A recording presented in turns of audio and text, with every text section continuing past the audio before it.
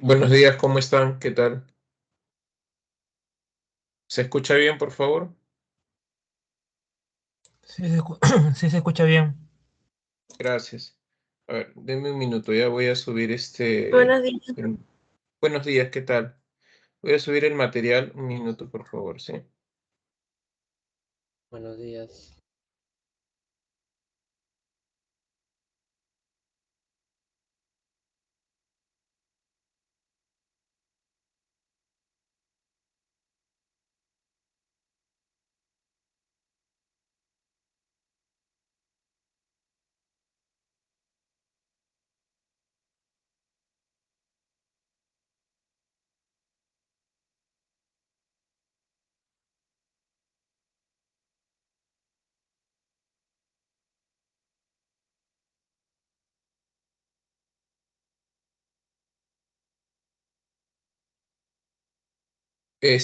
Tutor, no sé si me está escuchando, por favor, no tengo para poder subir el material.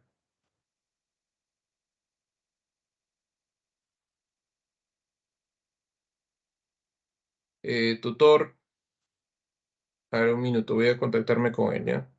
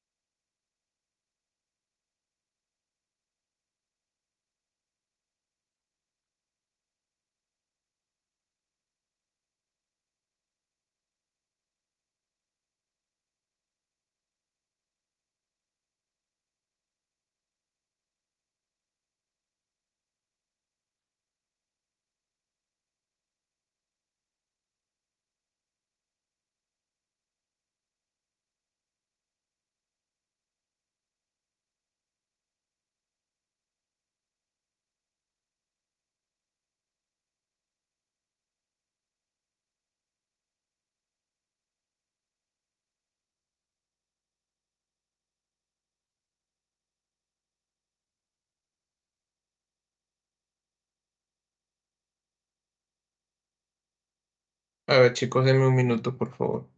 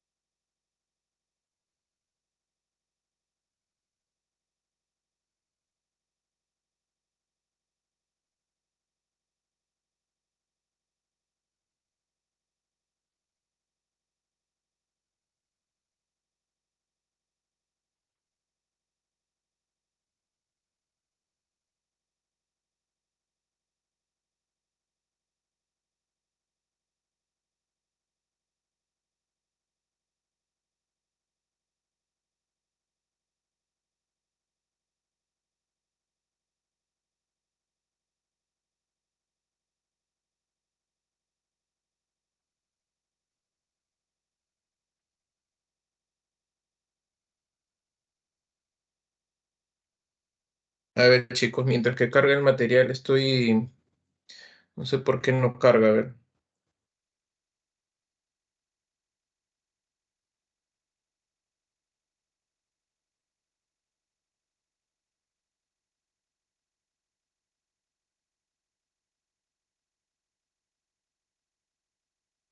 Ya parece que sí.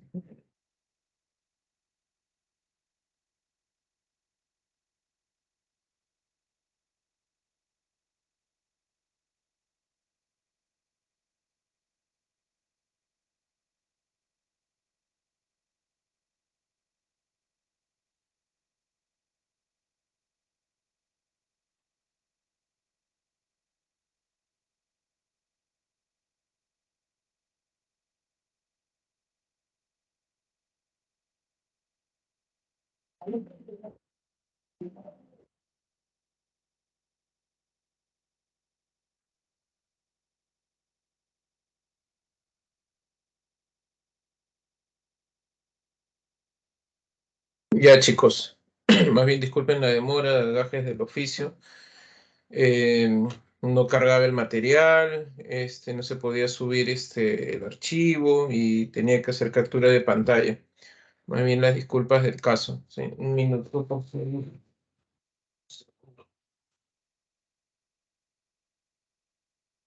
Bien, vamos a empezar la clase. Bienvenidos, chicos, al ciclo verano, ¿no? Ciclo verano semana uno, ¿no? Este ciclo especial, ¿no? Esperemos que todo salga de la mejor manera, ¿no? Y bueno, las cuestiones que hay, pues, ¿no? A nivel social no, nos mandan, pues, a hacer las clases de manera virtual, ¿no? Espero que sea provechoso. Ya saben que cualquier, por favor, duda, pregunta, consulta, levantan la mano, lo escriben en el chat, ¿no? Y yo muy gustosamente les voy a responder. Así que, por favor, les pediría que cualquier duda, si pueden levantar la mano o nuevamente poder de repente escribir, ¿no? En el chat lo voy a responder, ¿no? Bueno, en mi caso, mi nombre es Johnny Josec Pacheco Quispe, soy profesor de la Facultad de Letras, ¿no? Y del posgrado también en la maestría, ¿no? De literatura y por supuesto en la Facultad de Letras en la especialidad de literatura también. Bueno, también enseño estudios generales, ¿no? En la Facultad de Letras. Em, y bueno, ya tengo varios años como docente, ¿no? A nivel de la facultad, ya casi 6 años, ¿no? Y a nivel de pre, aproximadamente sería ya 13 años ya en la pre. Así que, digamos, mi especialidad, por supuesto, es la literatura, entre otras ramas también. Así que cualquier duda, por favor, insisto, no duden en preguntar. ¿Sí? Muy bien, chicos. Vamos a mencionar algunos detalles. Tratar de comprender algunas cosas, ¿no? En relación, digamos, a tal vez los aspectos generales, digamos,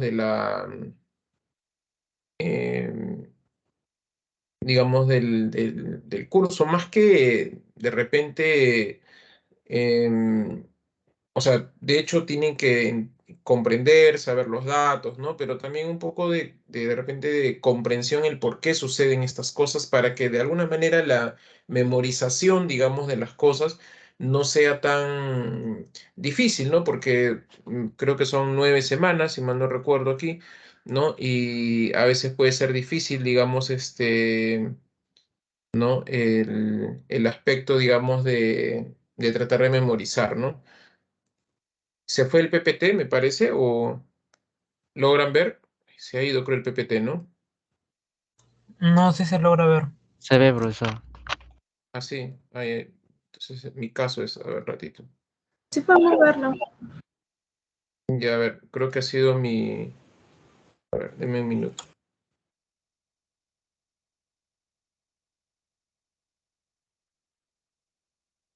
Ya,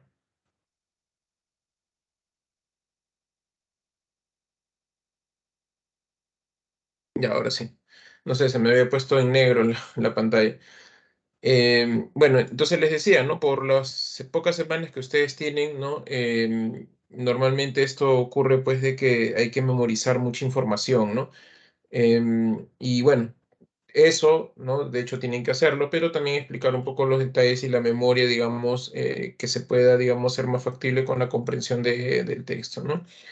Bien, vamos a empezar con los conceptos básicos, ¿no? En este caso, los géneros literarios, ¿no? ¿De dónde vienen esta idea de los géneros literarios, ¿no? Los géneros literarios vienen de la obra, ¿no? Un libro llamado de Aristóteles, un libro llamado Poética, ¿no? Para que se pueda entender, ¿no?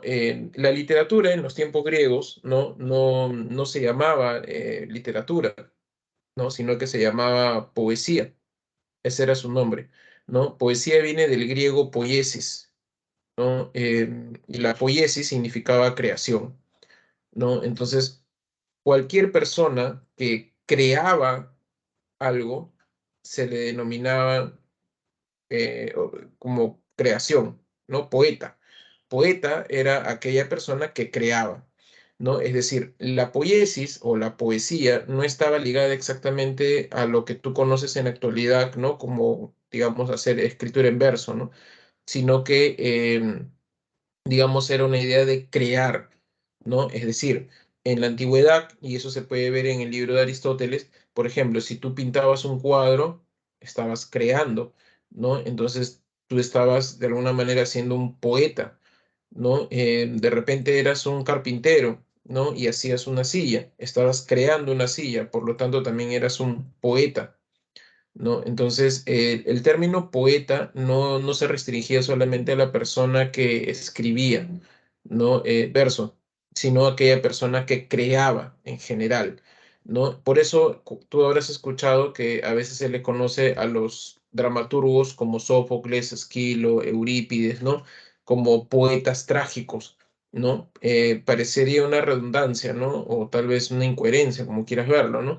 Pero en realidad no, porque en realidad lo que se trataba de decir con esa terminología era que eras un creador trágico, ¿no? Así también había un poeta épico, como Homero, un creador épico, y también había un poeta lírico, ¿no? Que incluso parecería un redundante, ¿no? Pero en realidad lo que significaba era un creador lírico, un creador épico, un creador trágico, ¿no? Entonces, eso significaba, digamos, poeta, creador, poiesis, creación. ¿No? Entonces la idea del crear, digamos, ¿no? Estaba muy ligado en la antigüedad griega, ¿no? Aristóteles va a sistematizar, digamos, este tipo de creaciones, ¿no? Dentro de su libro Poética. Poética significa estudio de la creación, o sea, estudio de la poesía, ¿no? Aristóteles, de alguna manera, digamos, había una serie de creaciones, ¿no? En ese momento, como el trágico, el épico, la lírica, ¿no? Digamos, todos desarrollaban eso, incluso en aquellos tiempos, en el siglo V antes de Cristo, que es donde se desarrolla, digamos, toda esta teoría. La literatura, por ejemplo, estaba combinada con la filosofía, estaba combinada con la historia. No es como ahora que las disciplinas están divididas, ¿no? O sea, la filosofía es una cosa, la historia es otra cosa, la poesía es otra cosa, ¿no? No, en realidad todo estaba fusionado, ¿no? Por lo tanto, o sea, si bien habían personas que hacían tragedias, también habían personas que hacían poesía, pero también estaban los filósofos que hacían una especie de poesía filosófica, ¿no? O los diálogos platónicos, por ejemplo, ¿no? Entonces, ¿cómo distinguir, digamos, dentro de ese conglomerado? Tú eras un creador y de pronto no sabías qué escribir. Si escribir, digamos, como estaban los poetas presocráticos, por ejemplo, ¿no? Como Anaximandro, Anaxímenes, por ejemplo, o este, no me acuerdo, Heráclito, por ejemplo, ¿no? Que hacen una especie de poesía filosófica, aforismos. ¿Cómo se hace, digamos, ello? ¿No? O de repente querías, por ejemplo, Herodoto, ¿no? Hace historia, ¿no? Pero de una manera, digamos, con una prosa literaria, ¿no? Entonces, ¿cómo distinguir, digamos, tú eres un creador y cómo de repente querías hacer solo literatura para que no se confunda con la historia y tampoco con la filosofía? ¿No? Entonces, justamente en el siglo V es donde comienzan a dividirse las ramas, digamos, ¿no? Antes todo estaba junto. La poesía era filosófica, pero también era, digamos, histórica, porque te explicaba el origen del mundo, ¿no? Como por ejemplo la Teogonía de Hesiodo, ¿no? La Teogonía de Hesiodo, si tú has escuchado toda la mitología griega en algún momento, ¿no? Eso viene, digamos, por la Teogonía de Hesiodo, donde se explica el origen del mundo. ¿no? Caos, del caos viene Urano, Gea, de ellos vienen los titanes vienen los olímpicos, de los dioses olímpicos, y luego vienen los primeros seres humanos, ¿no? Entonces, eso era un relato, por ejemplo, literario, pero a la vez también filosófico, que explica el origen del mundo, pero a la vez también los griegos lo tomaban como un discurso histórico, que eso realmente había existido, ¿no? Entonces, de pronto, ¿cómo haces para poder distinguir y crear una obra? ¿No? Que tenga esos rasgos o no tenga esos rasgos. De repente solo quieres hacer ficción, de repente solo quieres hacer filosofía. Entonces, justamente Aristóteles, dentro de ese conglomerado de expresiones culturales y literarias que se están desarrollando, justamente él comienza a crear, ¿no? Digamos, este estudio de la creación, ¿no? Y comienza a dividir y a sistematizar, ¿no?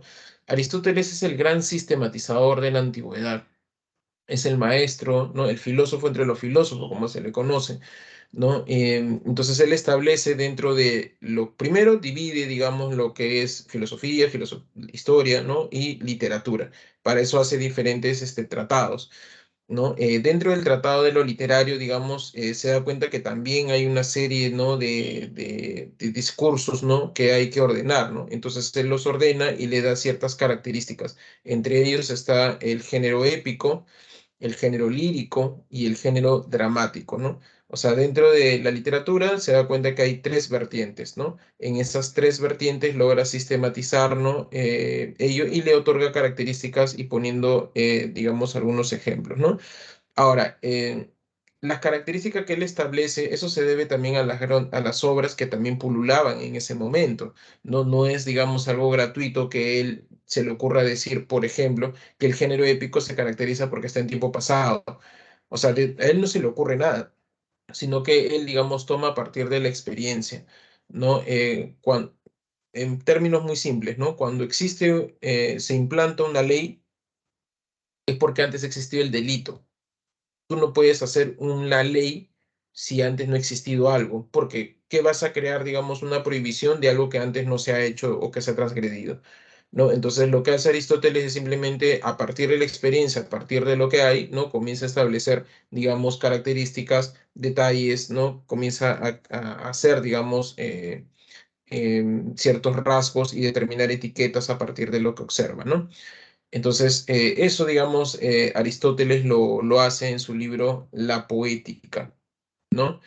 Luego, ya en el siglo XV, perdón, en el siglo V aproximadamente, no, no, siglo I, que estoy hablando, siglo I después de Cristo, aparece el poeta Horacio, ¿no? Horacio lo que hace es, o sea, después de Aristóteles, todos los demás lo que han hecho es seguir la prédica aristotélica, ¿no? O sea, nadie ha innovado algo, nadie ha creado algo, nadie ha puesto una etiqueta, un género más, no, nadie. Todos los demás siempre han seguido las disposiciones de Aristóteles, ¿no? Horacio es uno entre varios, ¿no? Que sigue el legado aristotélico y bueno, termina también mencionando algunos detalles que luego lo van a tomar como las llamadas unidades aristotélicas, ¿no? La unidad de tiempo, acción y tiempo, unidad, lugar, tiempo, acción, lugar. ¿No? Sin embargo, hay que decir, ¿no? Horacio establece ciertos criterios que Aristóteles jamás, digamos, impuso como algo, como un deber, ¿no? Lo que hace Horacio, digamos, es decir, las obras se hacen de esta manera, ¿no? Porque Aristóteles lo dijo. En realidad, Aristóteles nunca te obliga, digamos, a hacer las obras según estos criterios. No, nunca ocurre eso. Lo que hace Aristóteles es recomendarte y te dice, bueno, tú quieres ser un gran dramaturgo, bueno, entonces tienes que seguir, pues, ¿no? Indudablemente tienes que imitar, ¿no? Al gran dramaturgo como es Sófocles y su gran obra como es Edipo Rey. Curiosamente, esta obra se desarrolla así, de esta manera, de esta manera. Entonces, si tú quieres ser como él, entonces trata de seguir sus pasos.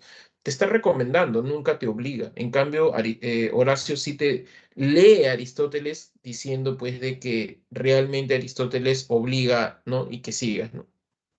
Entonces hay que tener mucho cuidado, ¿no?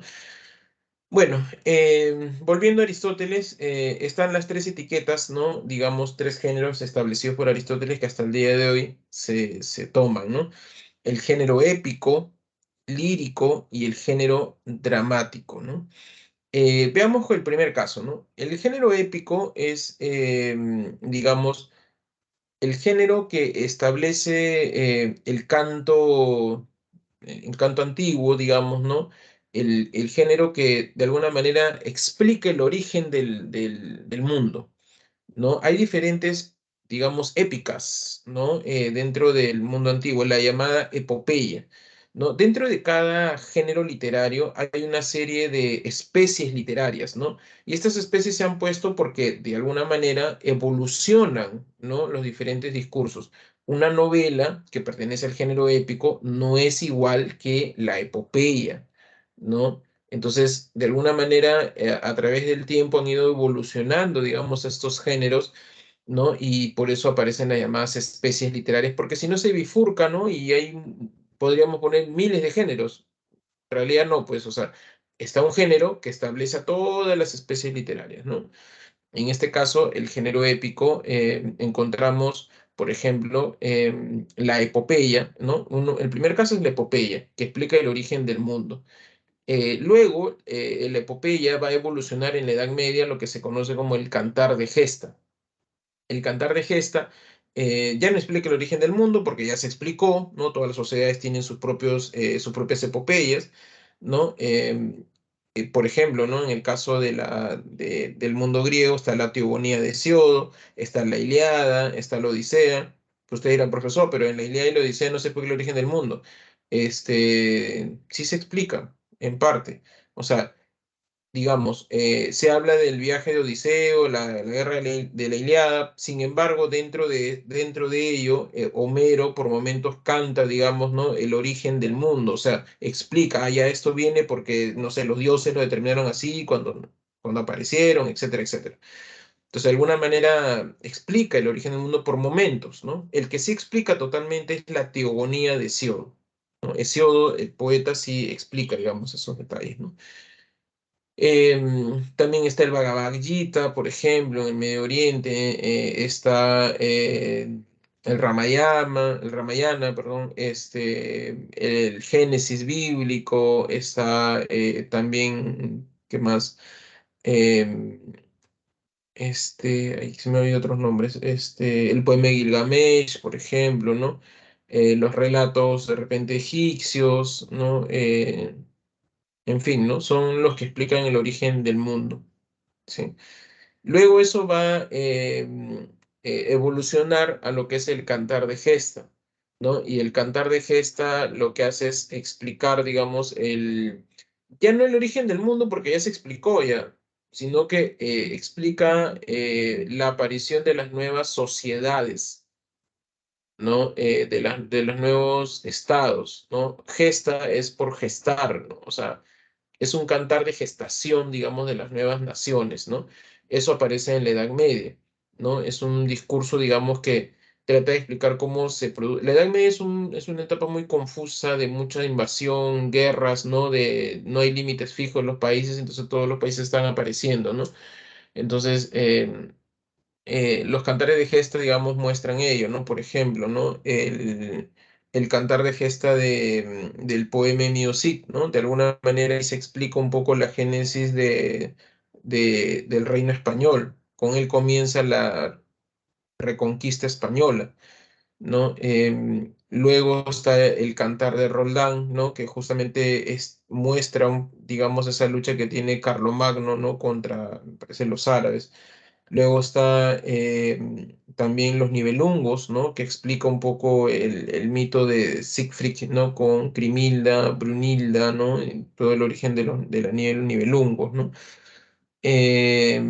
También está el cantar de Guillermo, ¿no? Otra vez en las guerras contra los árabes, ¿no? También perdón, el cantar de Igor, ¿no? Eso es, digamos, el cantar de los rusos, el cantar de Igor, ¿no? Y así, digamos, ¿no? Uno puede, digamos, encontrar diferentes cantares, ¿no? Que explica un poco el origen de las naciones o ahí rastrean, digamos, su nación, los países, ¿no? Luego, se da en la Edad Media hasta que más o menos en el siglo XIII, a finales de la Edad Media y por supuesto en el Renacimiento, aparece el llamado poema épico, ¿no? El poema épico es, digamos, una evolución del cantar de gesta, porque el cantar de gesta es popular, es hecho por los juglares, o sea, personas que no tienen mayor educación, gente del pueblo, ¿no? Que canta, digamos, las hazañas de héroes, ¿no? Para ganarse la vida, ¿no? O sea, así son los juglares, ¿no? En cambio, el poema épico que aparece en el siglo XIII es hecho por gente culta, ¿no? Por gente que tiene mucha preparación, ¿no? Digamos que comienza a darle el aspecto culto al poema épico, ¿no? Este, digamos, aparece la Divina Comedia, ¿no? O sea, esa obra tiene mucha filosofía escolástica, la cultura antigua, ¿no? También está Jerusalén Libertada de Torcuato Tasso, por ejemplo, ¿no? Está el Orlando el Furioso, ¿no? De Ludovico Ariosto, ¿no? Está Os Lusiadas, ¿no? De Luis de Camões, ¿no? Por ejemplo, entre otras, ¿no? O sea, los poemas épicos justamente aparecen para mostrar, digamos, la alta cultura que se maneja, ¿no? Con métrica, con rima, ¿no? Con mucha cultura, ¿no? Justamente tiene el nombre poema épico porque, bueno, en realidad tanto el cantar de gesta como la epopeya y el poema épico se escriben en verso, ¿no? O sea, los tres se escriben en verso, pero no es poesía propiamente, es porque, digamos, son textos que te cuentan una historia, hechos, escriben, ¿no? Etcétera, ¿no? Y luego, ya en el siglo XVI, comienza a aparecer, XVII, comienza a aparecer la novela, ¿no? La novela como la conocemos actualmente, ¿no? Escrito en prosa, es decir, narrativo, ¿no? Em, y bueno, y que te sigue contando una historia, pero ya no está en verso, sino está de forma prosística, narrativa, para que se entienda, ¿no? Y eso es, digamos, ya en el siglo XIX, la novela toma propiamente lo, como la conocemos en la actualidad, y eso es lo que existe hasta el momento, ¿no? ¿Qué más? Luego, ¿no? Característica del género épico. Por ejemplo, ¿no? Volviendo nuevamente a Aristóteles, ¿por qué Aristóteles determina que el género épico es así, de tal manera, ¿no? Por ejemplo, que está en tiempo pasado, porque los hechos que se cuentan, digamos, ¿no? Ya ocurrieron. Por ejemplo, en el caso de la Ilíada, supuestamente ese texto, o sea, la historia, digamos, ¿no? De la trama, ¿no? La guerra de Ilión, al parecer sucedió en el siglo XIII antes de Cristo, 12-11 antes de Cristo, 12-11, o sea, 1200 años antes de Cristo, ¿no? Y Homero, si existió, comenzó a cantar en el siglo VIII antes de Cristo, siglo IX, 8 antes de Cristo, o sea, 800 años antes de Cristo, ¿no? O sea, él está cantando un evento pasado, ¿no? O sea, que sucedió 400 años antes. Pero ojo, Homero, si cantó la historia de Ilión, ¿no? Y la aventura de Odiseo en el siglo VIII, recién en el siglo V se comienza a escribir la historia. En el siglo V antes de Cristo es el siglo de Pericles, un siglo pues, famoso para los griegos, ¿no? Y entonces ahí, digamos, ¿no? Lo que hace, digamos, es los transcriptores, ¿no? Es escribir algo que ya sucedió a partir de lo que Homero cantó, es decir, en tiempo pasado, ¿no? Por eso una de las características del género épico es que se narra en tiempo pasado, de manera general, ¿ah? Porque ahora las novelas han variado mucho, hay novelas en tiempo presente, ¿no? ¿No? O en tiempo futuro incluso, pero la característica general, ¿no? Es que se narró en tiempo pasado, ¿sí? Porque ya sucedió el evento, ¿no? Lo mismo ocurre, por ejemplo, cuando Virgilio comienza a escribir, ¿no? La Eneida, ¿no? Es un evento, estamos en el siglo I después de Cristo, ¿no? Y el evento ocurrió 13 siglos antes, o sea, 1300 años antes. O sea, él está cantando un evento que ya ocurrió, por eso es en tiempo pasado.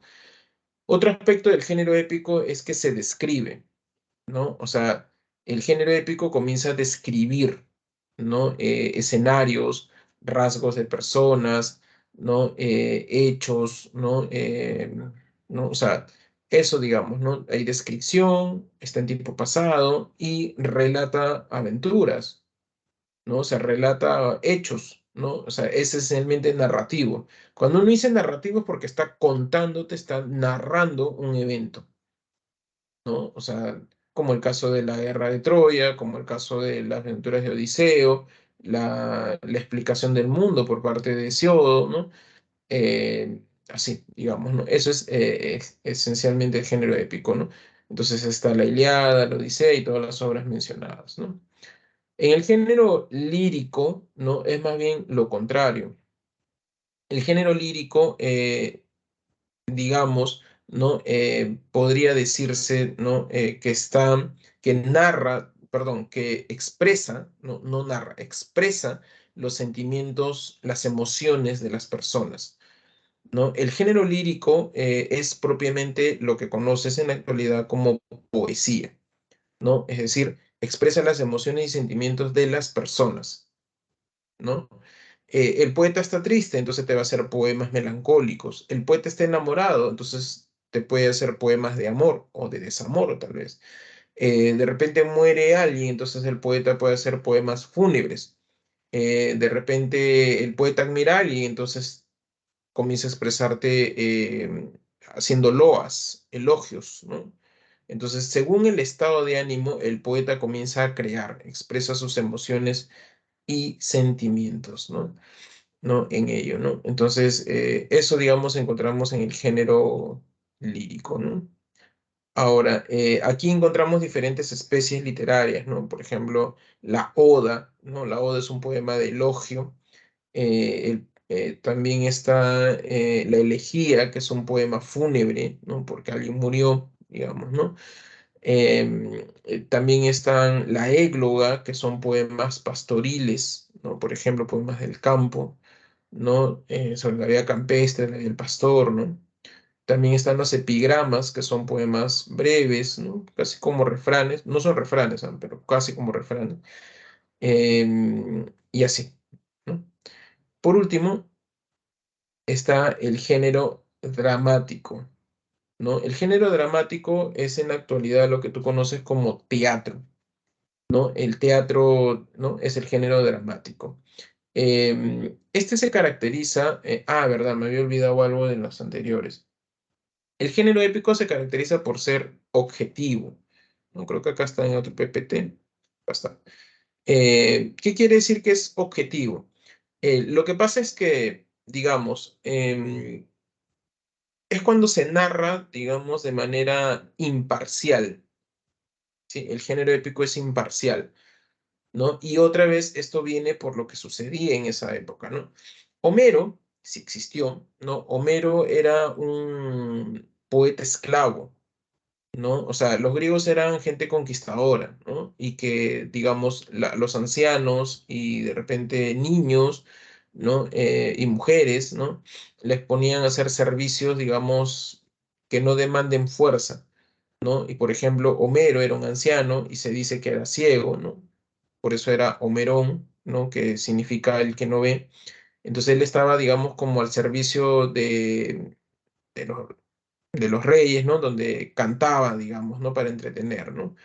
Entonces, imagínense, ¿no? Homero era un poeta esclavo, entonces él no podía, pues, hablar mal de los griegos, porque él era un esclavo, ¿no? O sea, lo podían matar, ¿no? Pero tampoco podía hablar bien de su pueblo conquistado, porque también lo podían matar.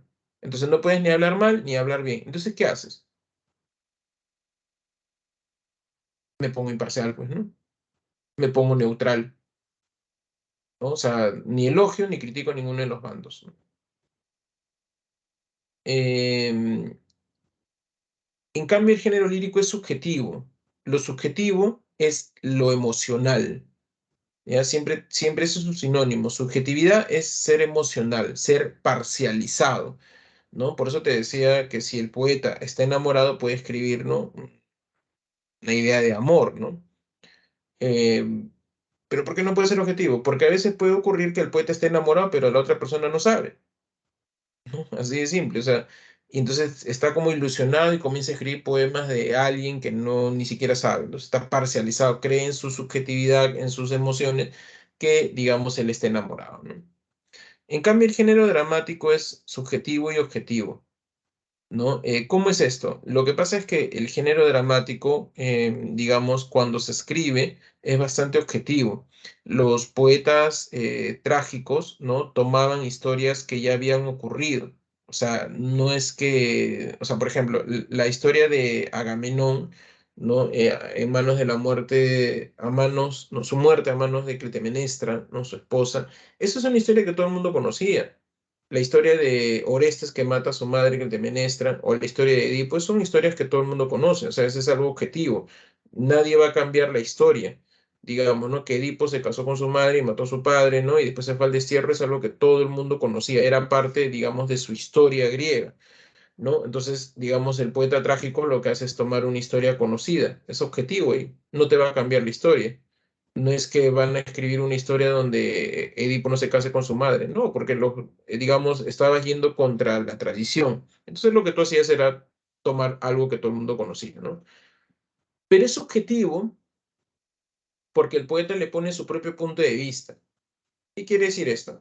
Las obras que ustedes conocen, como Edipo Rey, ¿no? Digamos, ojo que no era la única historia o sea, Sófocles no es el único que escribió esa historia, ¿no? O sea, el mejor de todos es Sófocles, pero hay muchos dramaturgos que escribieron la misma obra.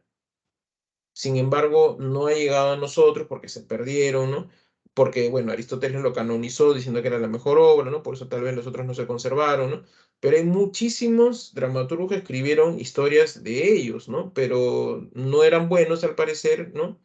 ¿No? Entonces no han sobrevivido. Entonces, todo el mundo toca, digamos, la historia, sin embargo, hay personas que lo toman desde un punto de vista, ¿no? Y otro no. Por ejemplo, Esquilo, cuando él escribe la Orestiada, ¿no? En la segunda parte llamada Las Coéforas, em, tú lees la historia y ahí ves que, por ejemplo, Orestes quiere vengar a su padre, va a matar a su madre Clitemnestra, ¿no? Y aparece Electra, ¿no? Pero en Esquilo, por ejemplo, Electra es un personaje muy secundario, muy figurante, digamos, ¿no? O sea, apenas aparece, ¿no? O sea, aparece como un personaje muy terciario, por decirlo, ¿no? Que digamos, Orestes va a ir a matar a su madre y Electra aparece y nada, y se va, ¿no? Entonces toma esa misma historia, ¿no? Esquilo. ¿Y quién trata esa historia también? Eurípides. Eurípides también trata esa historia, ¿no? Tiene una obra trágica que ha sobrevivido que se llama Electra, ¿no? Y en Electra, o sea, él no cambia la historia, o sea, Orestes igual mata a Clitemnestra. Sin embargo, la obra está, digamos, dedicada exclusivamente a Electra. O sea, Electra cómo llega, cómo ve a su hermano, y ahí Electra cómo instiga a su hermano a matar a su madre. Mientras que en Esquilo, Electra, digamos, una persona que aparece nomás y Orestes está decidido. Pero en Eurípides, Electra es como que le da el puntillazo, digamos, como que lo anima, ¿no? Pero, y después es igual, o sea, después Orestes mata a su madre, ¿no? O sea, no cambia la historia, es objetivo ahí. Pero el punto de vista en que ponen cada dramaturgo es ahí donde se hace la diferencia y es subjetivo en esa parte, ¿no? Bien, espero que se haya entendido, es un poquito complicado de repente. Otras características del género dramático es que se representan acciones. Es un teatro, ¿no? El género dramático presenta escenas, ¿no? Si tú revisas una obra teatral, vas a poder encontrar que está dividido en escenas, ¿no? Y donde tú ves las acciones de los personajes, ¿no? El teatro es 100% diálogos, no hay narración, es decir, no hay un narrador que esté narrando hechos. Los personajes son los mismos que realizan las acciones, dialogan y hacen las acciones. Es 100% diálogo, ¿no? Es decir, se caracteriza por tener diálogos o parlamentos, ¿no? Hablan constantemente y por supuesto están en pleno movimiento. Los personajes siempre se mueven de un lugar a otro dentro del escenario. Incluso si el teatro, tú ves cómo el personaje se retira para que entren otros, ¿no? Entonces siempre están en constante movimiento, diálogos y son acciones constantes, ¿no? Dentro del género dramático encontramos la tragedia, ¿no? Y la comedia, ¿no? Entre otros. Bien, no sé si hay alguna pregunta o consulta, por favor. Consultas, preguntas, ¿todo está claro, por favor?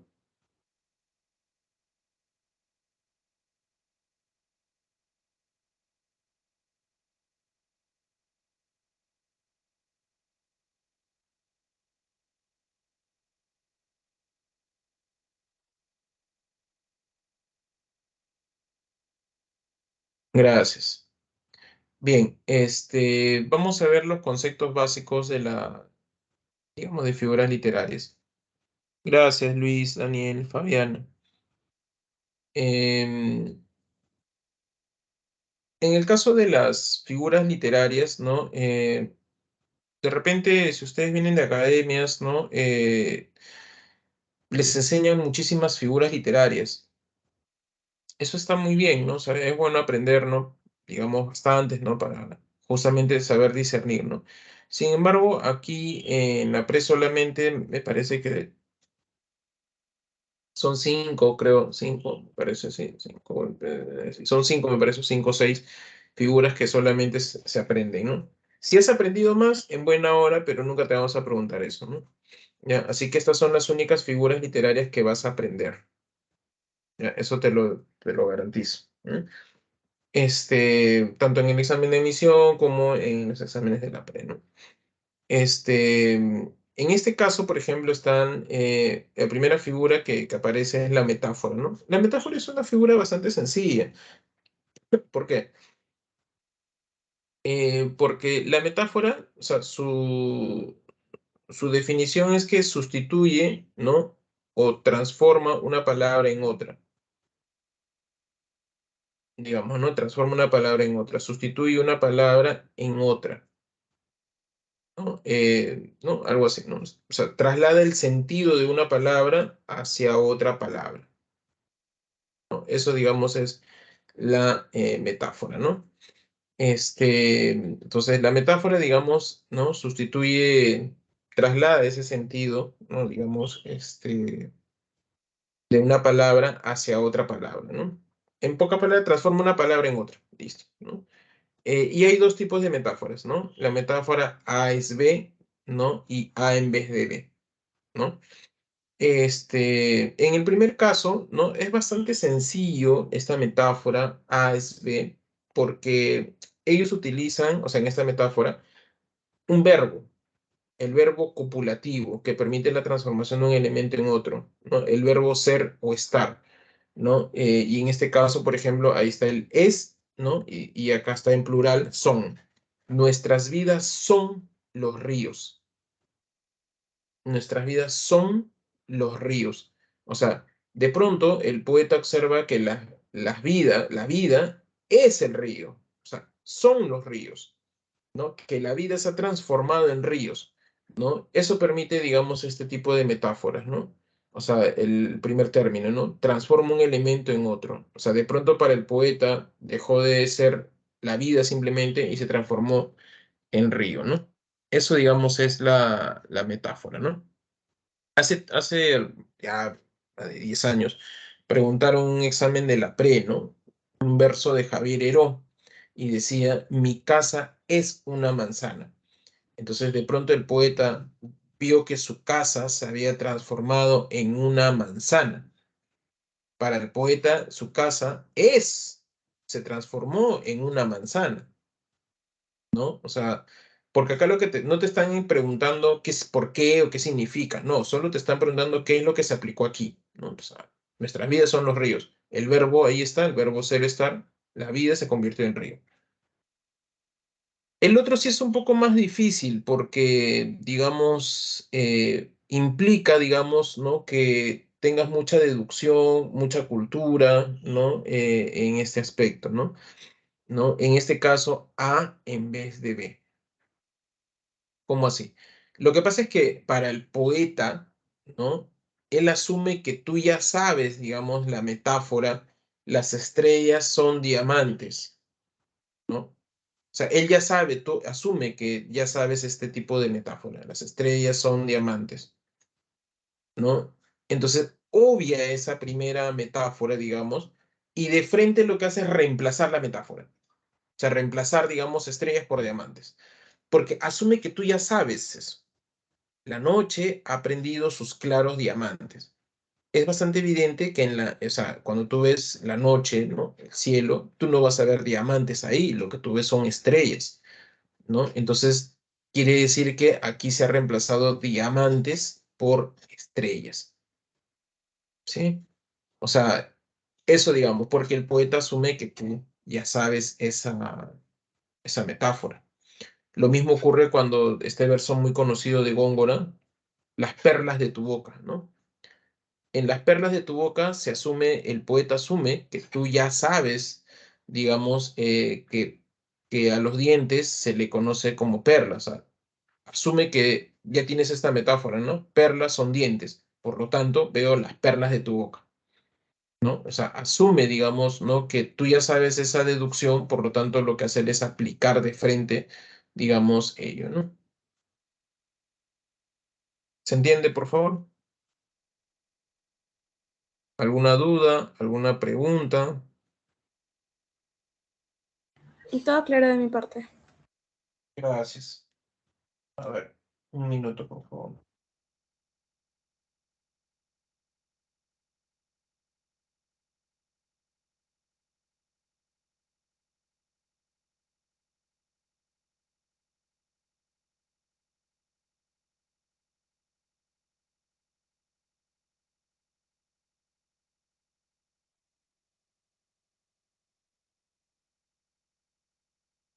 Bien, las siguientes figuras son más sencillas, ¿no? Por ejemplo, en el caso de la anáfora, ¿no? La anáfora, o sea, mientras que en la metáfora, la primera, digamos, el primer ejercicio, ¿no? La primera fórmula y la metáfora está también evidente si tú encuentras el verbo copulativo, ¿no?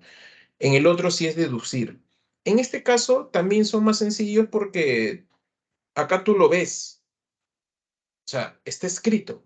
Si no está escrito algo, o sea, simplemente no es la figura. La anáfora me parece que es la figura mucho más sencilla que se puede encontrar. ¿Por qué? Porque la anáfora te dice que es la repetición de una palabra al inicio de los versos. La repetición de una palabra al principio de los versos, ¿no? Como ven ahí, temprano, levantó la muerte el vuelo, temprano, madrugó la madrugada. O sea, ¿qué se repite ahí? Temprano. O sea, ¿qué pasaría si tú ves un conjunto de versos y no ves repetición? No es anáfora, pues. Si ves que ninguno de los versos se repite, no es anáfora. O sea, ese es automático. O sea, ya te toca el ejercicio, ves, y de pronto no hay nada que se repita. Descartado anáfora. Si ves que se repiten, mínimo, ¿no? O sea, para que tú. ¿Qué pasa si te ponen un verso? Automáticamente se descarta que sea anáfora, porque mínimo tienen que ponerte dos versos para que tú puedas deducir que hay una anáfora. Si te ponen un solo verso, como a veces ha ocurrido, no va a ser anáfora, porque no puedes comprobar que el siguiente verso no tiene anáfora, ¿sí? Entonces, eso, digamos, ¿no? La anáfora, ¿no? Es la palabra repetida al principio de los versos. En el caso del epíteto también es una figura bastante sencilla, porque está escrito, ¿no? Igual que la anáfora. En el caso del epíteto, digamos, ahí se presenta, digamos, el adjetivo. El epíteto es adjetivo que caracteriza, digamos, al sustantivo. Ahora, ustedes tienen que saber, por supuesto, estas diferencias en el curso del lenguaje, ¿no? Sustantivo y adjetivo, ¿no? Parece sencillo, pero yo recuerdo cuando entré a estudiar a una academia, también yo no sabía esos detalles, ¿no? Que pareciera bastante sencillo y práctico, todos están en aprendizaje, ¿no? Entonces, eso primero, tienen que detectar exactamente qué es un sustantivo y luego a partir de ello detectar el adjetivo. Recuerden que el adjetivo caracteriza al sustantivo. En este caso, por ejemplo, el epíteto, el astuto Odiseo, ¿no? Astuto siempre caracteriza a Odiseo. Encendido fuego.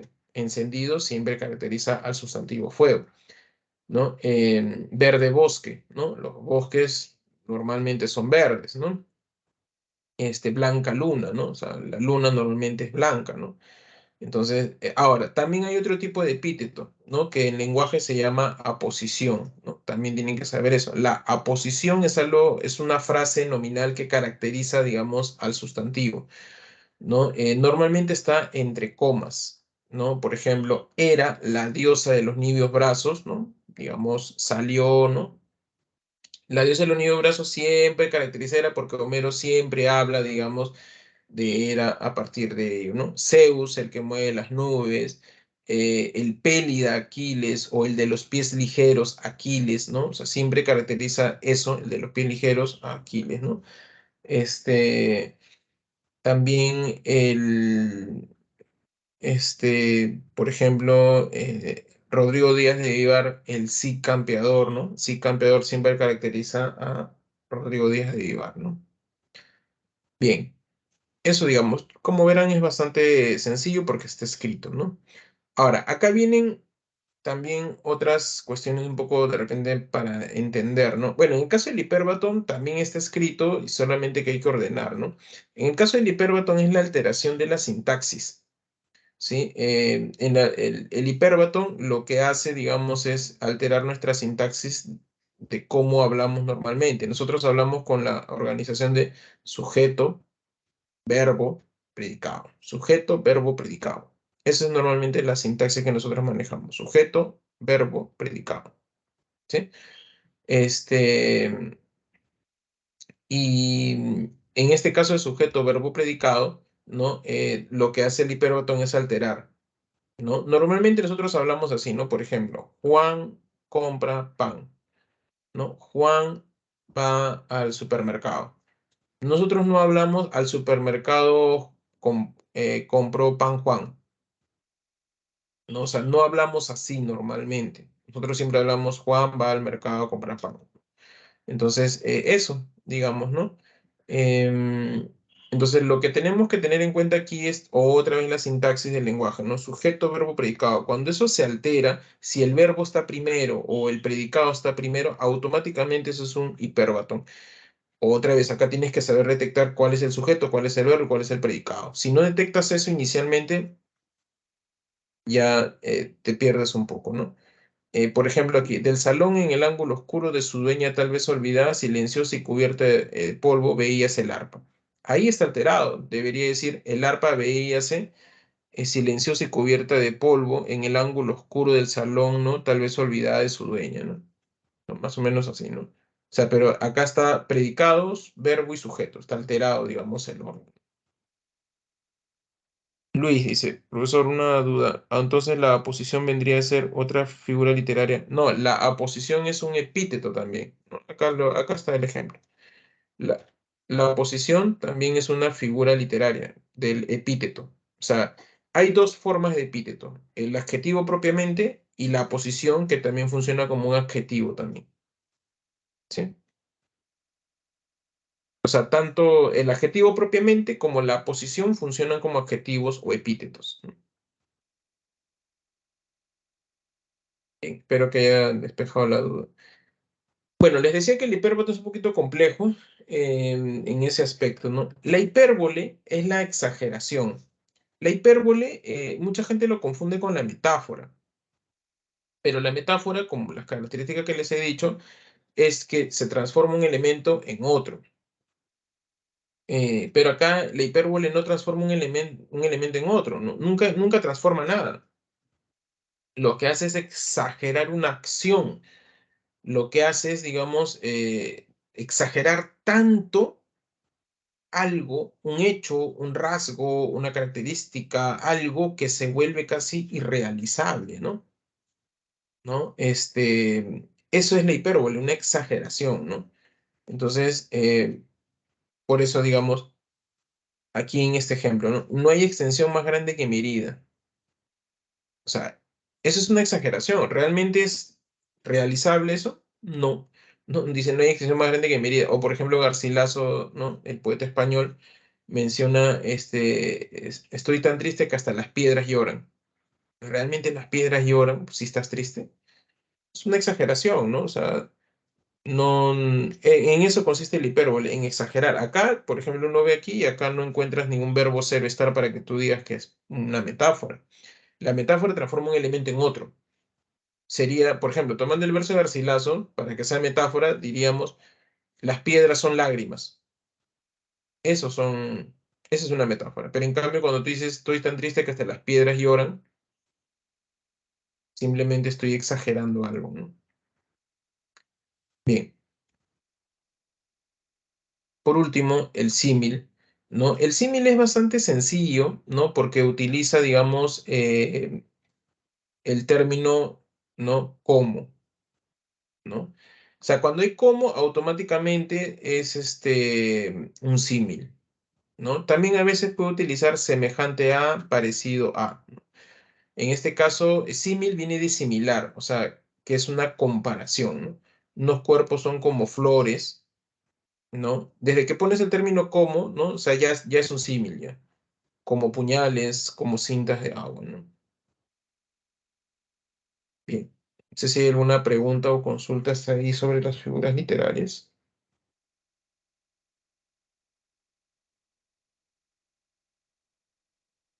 Todo está claro, me parece, ¿no? Bien, vamos a pasar entonces a la literatura griega.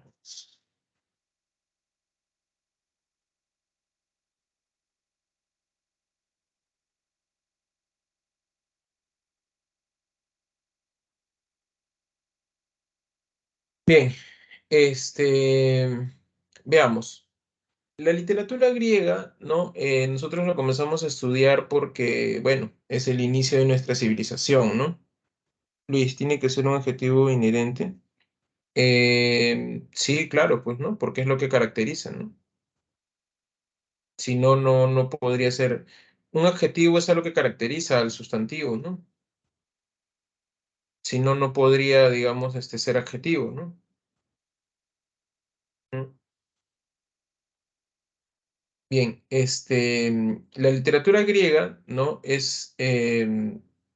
Nosotros lo comenzamos a estudiar porque los griegos, digamos, su civilización, ¿no? Es el origen, digamos, de todo nuestro conocimiento, de nuestra civilización occidental, ¿no? Por ende, es original, ¿no? Es universal, ¿no? Occidente prácticamente se ha nutrido de los griegos, nuestra forma de pensar, nuestra estética, nuestra economía, nuestra democracia, nuestra forma de hablar, ¿no? O sea, nuestro alfabeto es griego, viene de allá, ¿no? Es formativo, digamos, ¿no? Otra cosa es Oriente, ¿no? Oriente es otra cosa, ¿no? Pero hablo de los griegos hacia Occidente, ¿no? Nosotros estamos occidentalizados, si no querramos verlo, ¿no? Entonces, es eso, ¿no? Ahora, los griegos también es una conglomeración de culturas, ¿no? O sea, ellos, si uno comienza a estudiar en detalle, uno se va a dar cuenta que los griegos recogen mucho de la tradición egipcia, la sumeria, ¿no? También, ¿no? Ellos, digamos, sintetizaron todo ello y comenzaron digamos, a nutrir a la civilización de Occidente, ¿no? ¿No? Y los romanos, que fue, digamos, otra de las grandes culturas, fue la que legó, digamos, toda esa cultura griega. Em, los griegos, digamos, cuando llega el siglo V, ¿no? Con el siglo de Pericles, ellos han ganado las llamadas guerras médicas, ¿no? Es decir, han ganado a los medos persas, ¿no? Ellos, digamos, ya era una civilización muy fructífera, pero cuando ganan a los persas, a ver, les pongo el cuadrito anterior para que me entiendan un poquito. Hipómenes puede ser considerada la primera obra literaria escrita. No, no es considerada la primera obra. Hay otra obra que no me acuerdo ahorita su nombre, que también es de los sumerios, ¿no? Este, Les decía, ¿no? Por ejemplo, ahí en el cuadro que ven el Asia Menor, ahí, por ejemplo, en la costa se habían puesto digamos, o sea, los griegos eran tan grandiosos, ¿no? Digamos, em, estaban, por ejemplo, las civilizaciones de Esparta, Atenas, Tebas, Corinto, Micenas. Todos ellos, digamos, eran, digamos, ciudades-estados, ¿no? Más o menos, para que tomes un ejemplo, ves Estados Unidos, ¿no? Estados Unidos es una serie de estados, ¿no? Que, digamos, cada estado tiene su propio gobierno, ¿no? O sea, por eso en algunos estados, por ejemplo, hay pena de muerte, en otros no, en otros está legalizado ciertas cosas, en otros no, pero todos se rigen bajo una sola idea, digamos, de la Constitución de Estados Unidos. Pero cada gobernador de los estados, digamos, tiene su propia política, digamos, ¿no? Algo así eran los griegos, ¿no? O sea, Esparta, todos ellos, digamos, tienen sus propios gobiernos, ¿no? Pero ellos, digamos, se regían bajo la idea de ser griegos, ¿no? Que eran descendientes de Heleno, ¿no? Por eso ellos les llaman, bueno, en realidad ellos se hacen llamar helenos, ¿no? Griego le pusieron los romanos, pero en realidad ellos son descendientes de Heleno, ¿no? Heleno era uno de los héroes e hijos de los primeros descendientes de los de los primeros humanos, ¿no? A ver, un ratito.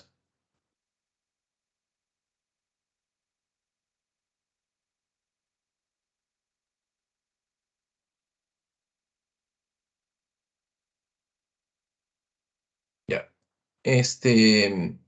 Y bueno, ellos, digamos, se unían bajo ser descendientes de Heleno, además creer en los mismos dioses, ¿no? Por decirlo, ¿no? Eso, digamos, los unía, ¿no? Pero cada era una civilización-estado, ¿no? Las llamadas polis griegas, ¿no?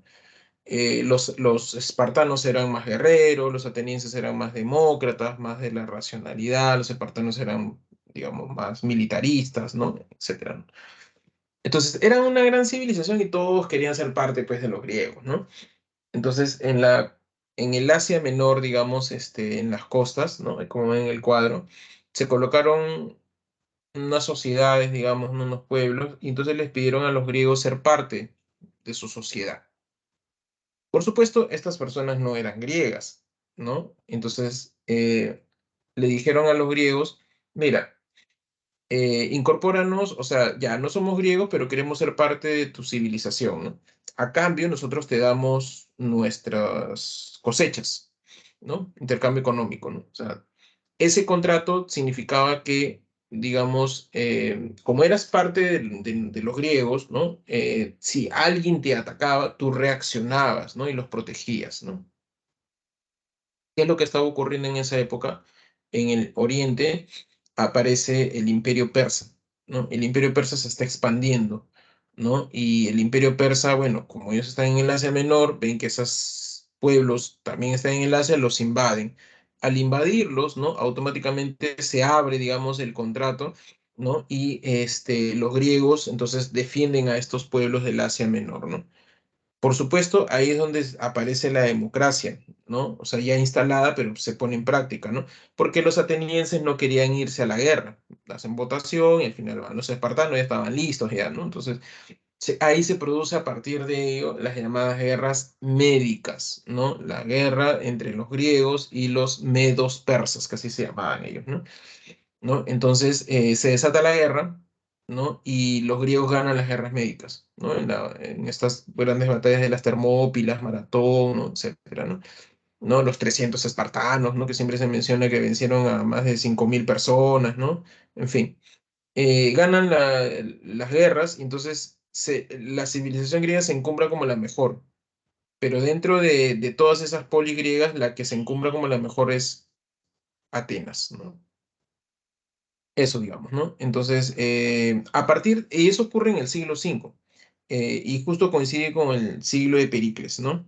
El siglo de Pericles es una época de o sea, una economía muy fructífera, ¿no? Se ha desarrollado la democracia, digamos, se ganó la guerra, ¿no? Las disciplinas están en pleno fervor, ¿no? Como es la historia, la filosofía, aparecen los filósofos, ¿no? A Sócrates, Platón, Aristóteles, la tragedia, la comedia, ¿no? O sea, están en un pleno fervor, pues, ¿no? O sea, y entonces lo que ocurre es que Pericles, ¿no? Está la gran tradición griega, ¿no? Entonces hay que, digamos, sostener esa tradición porque si no se va a perder, ¿no? ¿Cuántas historias se han perdido, ¿no?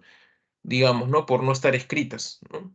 Entonces, para hacer el legado, ¿no? Porque se dan cuenta que la escritura es importante, ¿no? Porque si no la gente se olvida de ello, ¿no? Comienzan a rescatar dos historias que se hacían de manera oral, ¿no? Que eran la guerra de Ilión, ¿no? Y las aventuras de Odiseo, ¿no? Sobre todo la guerra de Ilión. La guerra de Troya es algo que ellos lo tomaban como algo verdadero, ¿no? Como algo que había ocurrido realmente. Y a partir de ahí se derivaban muchísimas historias, ¿no? Que lamentablemente se han perdido, ¿no? La única completa que ha sobrevivido es la Odisea, y hay algunas historias que están en las tragedias que, como siempre, como ustedes saben, ¿no? Se han perdido muchas de las tragedias y han sobrevivido pocas, ¿no? Que hablaban justamente a partir de la guerra de Troya, ¿no? Y bueno, entonces comienzan a recopilar las historias tanto de la guerra de Troya, de Ilión, la Ilíada, como las aventuras de Odiseo, ¿no? Los grandes textos, ¿no? Entonces eso va a formar a la civilización griega, ¿no? Las epopeyas, ¿no? De los griegos, ¿no? O sea, de Homero, van a formar, digamos, al mundo, ¿no? Su civilización, ¿no? ¿Por qué? Porque hay héroes como Aquiles, como Héctor, ¿no? Por ejemplo, ¿no? Como el astuto Odiseo, ¿no? Entonces, de alguna manera formaban a la sociedad griega, ¿no? A los niños griegos, digamos, en el colegio, ¿no? Les enseñaban a ser como los héroes, como Aquiles, como el astuto Odiseo, como el sabio Néstor, ¿no? A partir de ahí también aprendías a hablar, aprendías figuras literarias, por decirlo, aprendías a narrar, ¿no? Aprendías también el lenguaje griego, ¿no? Te aprendías todo, o sea, eso era como una Biblia, digamos, en su época, ¿no? Entonces, para el mundo griego, la Ilíada y la Odisea son obras muy importantes, ¿no? Y que luego fue importante para toda la humanidad, ¿no? Estas obras pertenecen a la llamada Edad Heroica, ¿no? ¿Por qué Edad Heroica? Porque es una edad llama de héroes, ¿no? Aquiles, Odiseo, Néstor, Ajax, ¿no? Por ejemplo, ¿no? Es una época donde están los dioses presentes, o sea, los dioses, digamos, tienen comunicación con los seres humanos, ¿no? Odiseo era protegido por Atenea, por ejemplo. Em, eh, Paris Alejandro era protegido por Afrodita, ¿no? Y hablaba con él, ¿no? ¿No? El fondo común tanto de la Ilíada y la Odisea es la guerra de Troya, ¿no? Es un mundo aristocrático, todos son reyes. Aquiles es rey de los Mirmidones, Odiseo es rey de Ítaca, Agamenón es rey de Esparta, de Argos, Menelao es rey de Esparta, ¿no? Por ejemplo, ¿no? Entonces todos son reyes, es un mundo aristocrático. La economía es la talasocracia, ¿no? O sea, es decir, un mundo marítimo, ¿no? La figura que, digamos, que predomina es el epíteto, el adjetivo, ¿no? Porque Homero siempre está mencionando, ¿no? Es la Aurora, la de pies rosáceos, Hera, la de niveos brazos, el de tremolante casco, Héctor, ¿no? Por ejemplo, ¿no? Se utiliza el hexámetro, que es una métrica antigua, ¿no? Que se utilizaba como para memorizar, ¿no? Y cada epopeya está dividida en 24 cantos o rapsodias, ¿no? Bien, ¿alguna consulta o pregunta? Bien, pasemos entonces a la Ilíada. En el caso de la Ilíada, ¿no? Viene de Ilión. Es el género épico, especie epopeya, ¿no? No hay ningún resto arqueológico que compruebe de que la guerra de Troya haya existido. Así, ¿ya? O sea, profesor, y Troya que encontró Schliemann encontró una sociedad, digamos, un lugar, ¿no? Llamado Troya, pero la que él encontró ni siquiera era la Troya homérica, ¿ya? Después los arqueólogos, ¿no? O sea, encontraron, siguieron excavando y al parecer encontraron una Troya que, digamos, es al parecer de la misma edad, ¿no? Del tiempo de Homero, pero que no hay ningún rastro que digamos esa es la Troya de Homero. Pese a que Schliemann vendió la imagen de que había encontrado el tesoro de Agamenón, la máscara de Agamenón, el tesoro de Helena, ¿no? Nada, nada, o sea, no hay ningún rastro, digamos, que incluso esa Troya que de alguna manera está en el tiempo de Homero, digamos, ¿no? Sea la Troya homérica, ¿no? En realidad, lo que se podría deducir es que existió una guerra, ¿no? Pero que esta guerra no es, por supuesto, como la cuenta Homero, ¿no? ¿No? Incluso ya muchos afirman que el caballo de Troya en realidad es una gran metáfora, ¿no? Una metáfora de un terremoto. ¿Por qué? Porque cuando ustedes leen la Odisea, una parte de la Odisea se cuenta porque en la Ilíada no se ve eso, se menciona de que para entrar al caballo de Troya, ¿no? Aparece la serpiente de Poseidón, ¿no? Y eso no es casual, pues lo que pasa es que Poseidón, dios del mar, es el dios de los terremotos. Él cuando salía del mar, supuestamente salía cabalgando en sus caballos y esos caballos en el movimiento, en el pisar, producían terremotos, ¿no? Qué casualidad que cuando esté el caballo y aparece la serpiente de Poseidón, ingresa el caballo a las murallas troyanas, ¿no? Entonces se deduce que al parecer los caballos troyanos en realidad son pues el caballo de Troya, perdón, es un gran terremoto que de repente se cayó, digamos, en las paredes y entraron, más o menos así, ¿no? Bueno, la Ilíada empieza con el rapto perdón, el rapto que estoy hablando, cuando Agamenón le quita, ¿no? A su esclava de Aquiles, ¿no? Su esclava Briseida, ¿no? Agamenón le quita a Briseida, la esclava Briseida de Aquiles, ¿no? Aquiles tenía a su esclava, ¿no? Y Briseida, y Agamenón le arrebata, digamos, ¿no? Este, a partir de ahí empieza la cólera de Aquiles, ¿no? Por si acaso, el tema de la Ilíada es la cólera de Aquiles. ¿Por qué le pongo énfasis en la cólera? Porque solo existe una sola cólera de Aquiles, cuando le arrebatan a Briseida. No existe dos cóleras de Aquiles, por si acaso. Profesor, y cuando muere Patroclo, Aquiles está encolerizado desde el inicio. No es que tú tienes cólera y después te da otra segunda cólera. ¿No? Así no ocurre. O sea, Aquiles está encolerizado desde el inicio, desde que le arrebatan a su esclava, él se pone en cólera y lo que hace es irse del campamento griego hacia las naves, digamos, hacia sus embarcaciones. Y entonces cuando eso ocurre, sale Héctor, el de tremolante casco, ¿no? Y sale a batallar y comienza a ganar, digamos, la guerra. ¿No? Comienzan a ganar la guerra poco a poco, y tanto así que los arriman a los griegos, ¿no? Hacia las embarcaciones, ¿ya? Están a punto de perder la guerra, ¿no? En el último año digamos, de la guerra de Troya, porque recuerden que esta guerra dura 10 años, ¿no? Y la Ilíada cuenta los 51 últimos días de la guerra de Troya, ¿no? Cuando están a punto de perder a Odiseo, Menelao, ¿no? Y otros van a hacer la famosa embajada, ¿no? Van hacia la embarcación de Aquiles y le dicen por favor de que retorne. Que sigue encolerizado, no quiere, ¿no? Pero le dicen, mira, estamos perdiendo, mucha gente ha muerto, no me interesa. Entonces Patroclo, ¿no? Le dice a Aquiles, Patroclo era su bien amado de Aquiles, ¿no?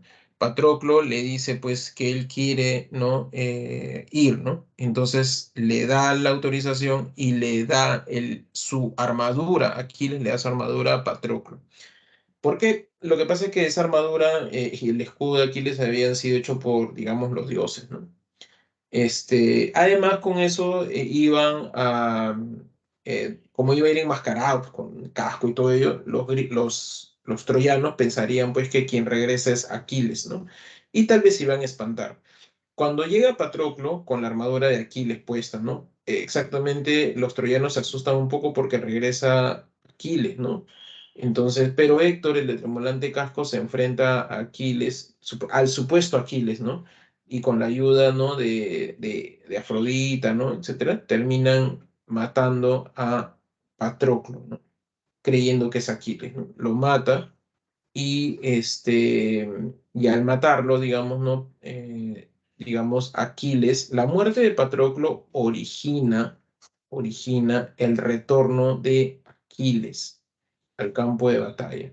Si eso, si te preguntan, no es a responder la segunda cólera. No, la muerte de Patroclo lo que hace es, origina, es el retorno de Aquiles al campo de batalla.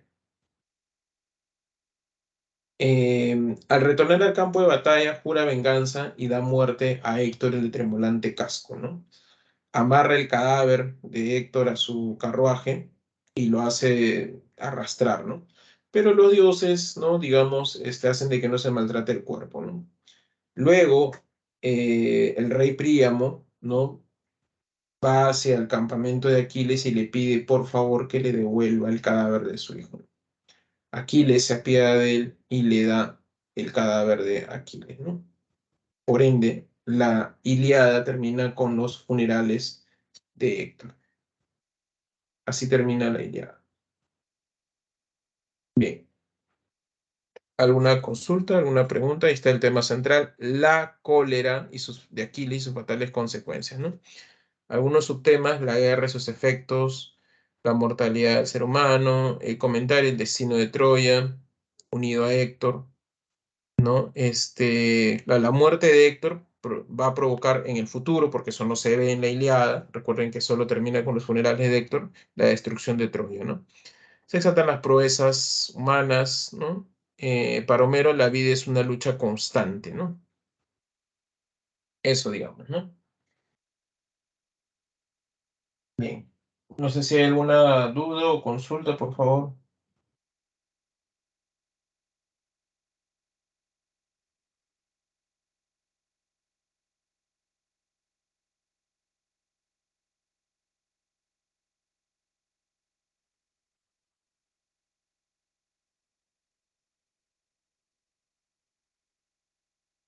Bien, vamos a continuar entonces.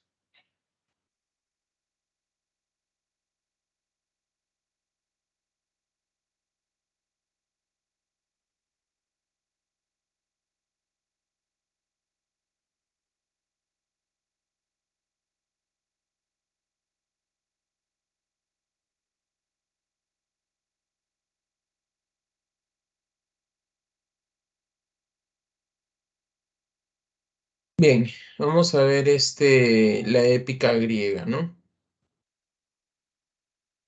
Bueno, seguimos con la épica, perdón. Vamos a ver la Odisea, ¿no? Siguiendo con el relato, digamos, de la guerra de Troya, el- la Ilíada termina, ya saben, con los funerales de Héctor, ¿no? Em, y comienzan a narrarse luego, ¿no? Historias que se han perdido, lamentablemente, no han sobrevivido, ¿no? El retorno de los reyes griegos, ¿no? Entre ellos Odiseo, ¿no? Ha sobrevivido la Odisea, ¿no? Luego de ello, digamos, la historia de Odiseo es una de las más fascinantes, ¿no? Todo empieza cuando la Odisea empieza como se conoce como in media res. ¿Qué quiere decir esto? En medio de la trama, ¿no? En medio, digamos, de las cosas. O sea, ya, o sea, no empieza, digamos, uy, la guerra de Troya, el caballo, ¿no? No, no, o sea, empieza ya, digamos, realizado, digamos, las aventuras y todo eso, empieza ya Odiseo cuando está en la isla de Calixto, ¿no? Así empieza. Odiseo está en la isla de Ogygia, ¿no? Con la ninfa Calixo, ¿no? Que es una deidad, ¿no? Y lo ha retenido ahí. Ahora, también no es que lo haya retenido, pues, o sea, a la fuerza, digamos, ¿no? O sea, lo que pasa es que Odiseo no puede retornar a casa. Y Calixto se ha enamorado de Odiseo, ¿no? Y lo tiene ahí durante 7 años, ¿no? Este, luego, ¿no? La Odisea empieza justamente con el concilio de los dioses, ¿no? Que han decidido ya que Odiseo retorne a casa, ¿no? Eso, digamos, ¿no? Entonces mandan al mensajero Hermes, el dios Hermes, para que libere a Odiseo, ¿no? Entonces Calixto lo deja ir, ¿no? Pero cuando está yendo a Ítaca, Poseidón, el dios del mar, todavía le tiene cólera, digamos, ¿no? Por haber dejado ciego a su hijo el cíclope Polifemo y lo hace naufragar, ¿no? Al naufragar, él cae en la isla de los Feacios, ¿no? En la isla de los Feacios, ¿no? Ahí está la princesa Nausicaa y su padre, el dios, perdón, su padre, el rey Alcinoo. Y estos, digamos, lo recogen, ¿no? Nausicaa lo recoge, lo lleva hacia su padre le da digamos, un banquete, ¿no? Porque eso era, digamos, algo muy griego, el principio de hospitalidad. ¿Qué quiere decir esto? Acoger al extranjero, digamos, ¿no? Recibir bien al que llega, digamos, ¿no? Así no lo conocieras. Entonces lo recoge, digamos, ¿no? Y entonces cuando están cenando, digamos, traen a un Rapsoda para que cante, ¿no? Y los entretenga. Y este Rapsoda comienza a cantar la historia del destructor de ciudades, el que no puede retornar a casa, Odiseo, ¿no? Y Odiseo al escuchar, digamos, sus proezas, ¿no? Se levanta y se pone a llorar, ¿no? Y Alcino le pregunta por qué llora. Y Odiseo le dice que él es el que no puede retornar a casa, ¿no? Odiseo, ¿no? Entonces, del banquete, digamos, hacemos una especie de flashback, digamos, ¿no? Y él comienza a contar las aventuras, ¿no? Porque toda esta primera parte se llama la telemaquía, porque Telémaco sale a buscar noticias de su padre, ¿no? Entonces vamos hacia las aventuras y comienza a contar desde la guerra de Troya, desde la muerte de Héctor, digamos, ellos no sabían, o sea, luego Paris mata a Aquiles, ¿no? Le da un flechazo en el talón de Aquiles, ¿no? Y muere Aquiles y ya no sabían qué hacer. Entonces a Odiseo se le ocurre hacer el caballo de Troya, que ya les expliqué, ¿no? Logran entrar, digamos, ¿no? Y destruyen toda la ciudad de Troya. Quien escapa es Eneas con su padre Anquises, ¿no? Y su hijo Junio Ascanio, ¿no? Em, entonces destruyen Troya y Odiseo se le ocurre decir, pues, que gracias a él y nadie más que él, ¿no? Ha destruido la ciudad de Troya. Y los dioses se amargan, pues, le dicen, porque la inteligencia te la han dado los dioses. Y Poseidón le dice, y la serpiente quise aparecer para que los troyanos te creyeran.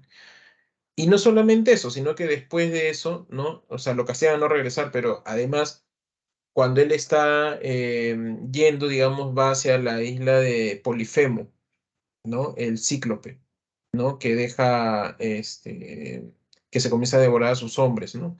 Entonces, Polifemo, digamos, llega a la isla de los cíclopes, ¿no? Y deja ciego al cíclope Polifemo, que era hijo de Poseidón, ¿no? Entonces, también por eso le tiene cólera, ¿no? Luego va a la isla de los lotófagos, los hombres que comían flor de loto, que era la droga de la época, dormían todo el día. Luego va a la isla de Dioselios, se comen las vacas sagradas, también por eso los castigan. Pasa por el arrecife de las sirenas. Él quería escuchar a las sirenas. Las sirenas tenían un canto que te llevaba, digamos, a que te tires al mar, ¿no? Te cautivaban tanto que te arrojabas hacia ellas, ¿no?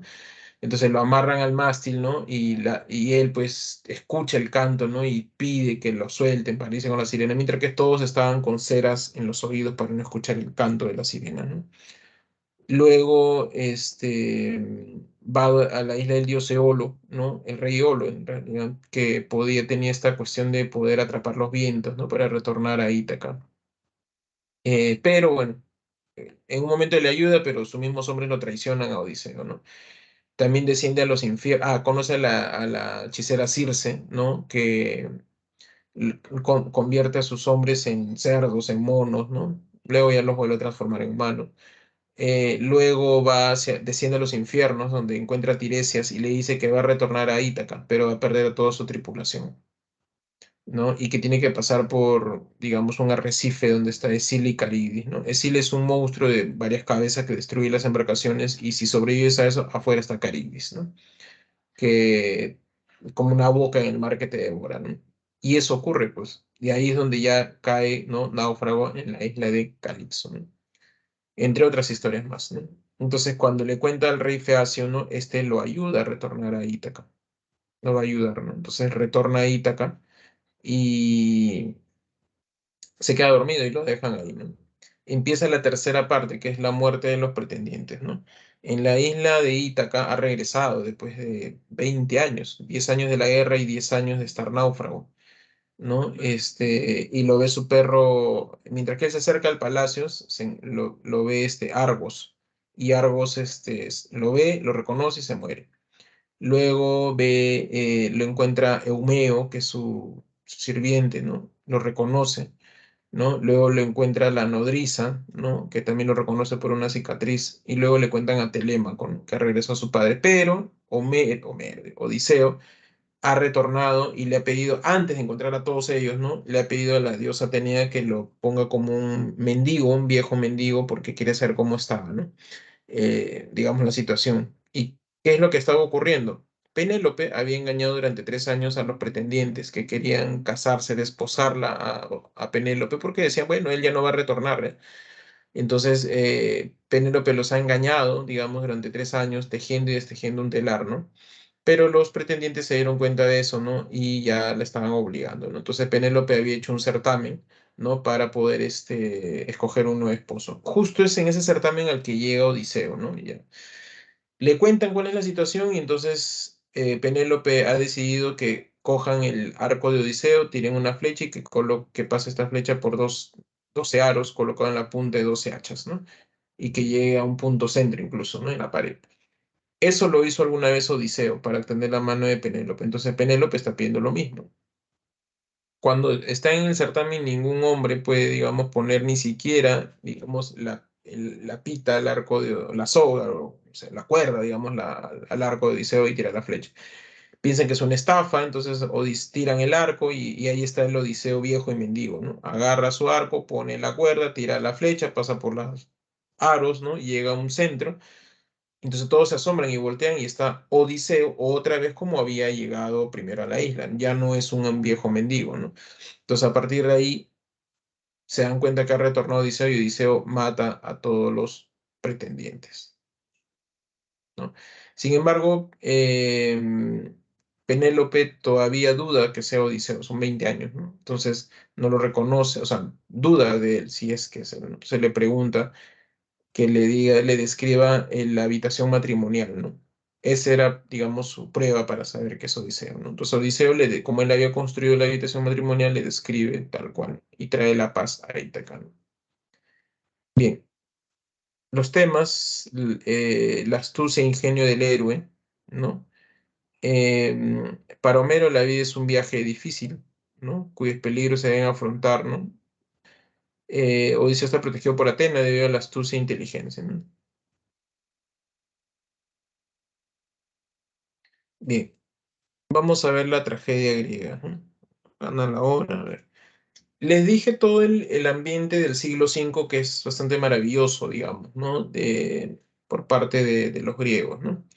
El siglo V es una época muy fructífera, digamos, ¿no? Por todo lo que se desarrolla, también aparece la tragedia griega, ¿no? ¿Cuáles son los orígenes de la tragedia griega? La tragedia tiene sus orígenes en el canto al dios Dioniso, ¿no? Al culto al dios Dioniso, ¿no? Dionisos era el dios del vino, pero también era el dios de las cosechas, el dios del placer, el dios de la carne, ¿no? El dios de muchas cosas, ¿no? El dios de la primavera también, ¿no? Entonces, como cada dios, estos tenían pues sus cultos también, sus templos, ¿no? Y sus sacerdotes. Estos sacerdotes de Dioniso se llamaban bacantes, ¿no? Y los bacantes hacían bacanales, ¿no? ¿Qué son bacanales? Orgías colectivas, orgías sexuales colectivas, ¿no? Entonces ellos hacían eso en sus templos, ¿no? La moral griega es muy distinta a nuestra moral actual, así que para ellos era algo muy normal. El problema fue que mucha gente se fue sumando a la orgía, ¿no? Y entonces los griegos comenzaron a dejar, digamos, de trabajar, de supervisar, ¿no? Digamos, la siembra, las cosechas, ¿no? Y eso fue deteriorando poco a poco la economía, ¿no? Entonces, eso, digamos, va a provocar de que el culto al dios Dionisios viviera, porque ya mucha gente estaba, digamos, iba a los templos, ¿no? Entonces, lo apartan, digamos, ¿no? Del culto de los dioses, ¿no? Y lo mandan, digamos, fuera de la ciudad ateniense, ¿no? Sin embargo, lo que se prohíbe más atrae, ¿no? Entonces, la gente que ahora, digamos, antes no sé, pues iban a comprar pan y entraban al templo, ahora la gente más bien viajaba hacia las afueras de la ciudad a hacer sus bacanales, ¿no? Entonces, peor, porque antes, aunque, digamos, ahora era toda una travesía y se fue desmejorando la economía griega, ¿no? Em, Eso, digamos, va a provocar, ¿no? De que, eh, digamos, se deteriore muchísimo más y se reincorpore en un momento nuevamente el culto al dios Dioniso, ¿no? Pero, ¿qué hacían, digamos, los vacantes en el bosque? En el bosque, digamos, ya, digamos, prohibido, ¿no? El culto, ellos se ponían en círculo, ¿no? Cantaban, danzaban, bebían licor, el vino de los dioses, ¿no? Y traían al macho cabrío, ¿no? El crío de la cabra, lo colocaban en medio y en su borrachera, ¿no? De beber licor, vino, ¿no? Y comían flor de loto, ¿no? Estaban drogados, veían que de pronto el Olimpo, el cielo se abría, ¿no? Y descendía Dionisos y se encarnaba en el macho cabrío, ¿no? ¿No? Como un hombre, cuerpo mitad chivo, ¿no? Mitad hombre, y comenzaba a danzar, a cantar y fornicar, ¿no? Con todos los vacantes, ¿no? Una vez que les pasaba el efecto, digamos, el Dionisio se había ido y el crío de la cabra estaba ahí, ¿no? Como un animal otra vez, ¿no? Eso eran los bacanales, ¿no? Por supuesto, estas personas antes de beber licor y todo eso, lo que hacían eran ditirambos. ¿Qué son ditirambos? Son cantos corálicos. Un canto coral es un canto colectivo, o sea, como un coro. O sea, un coro que canta, ¿no? Normal, digamos, ¿no? Un coro, ya, así. Un canto colectivo, ese es un canto corálico. Este, eso, digamos, es un ditiramo, un canto coral, un canto corálico, ¿no? Y todo eso era en favor de Dionisios. Por ende, se comienza a llamar tragedia, porque tragedia significa canto al macho cabrío, ¿no? Como ven ahí en el PPT. Cuando se reincorpora, digamos, el culto hacia la ciudad, ¿no? Lo que hace de manera inteligente, ¿no? Pericles es, ya lo reincorporo y lo pongo que se celebre una vez al año nada más. ¿Por qué? Porque Dionisios era el rey, perdón, el dios de las cosechas, ¿no? Entonces en la primavera europea, ¿no? Digamos, eso se realizaba en abril, si mal no recuerdo, y se colocaba, digamos, ahí una semana completa de festividad, pero no se hacían ya las bacanales, ¿no? Sino que más bien se le pone como un ritual, como si fuera una misa, ¿no? Cantando y danzando, construye un escenario, ¿no? Esos escenarios de la tragedia griega, ¿no? Anfiteatros, un anfiteatro semicircular, ¿no? ¿No? Semicircular y en medio están los que antes eran vacantes, ¿no? Ahora, digamos, son el coro que comienza a cantar y danzar ritual y están vestidos con trajes de machos cabríos, ¿no? Y a la usanza, pues, de lo que antes se hacía. Cantan y danzan, ¿no? Una música bastante espeluznante, ¿no? Eso, digamos, ¿no? Los que están en medio, como se ve ahí en la figura, ¿no? Es el coro, ellos cantan y danzan, ¿no? Cada integrante del coro se llama coreuta.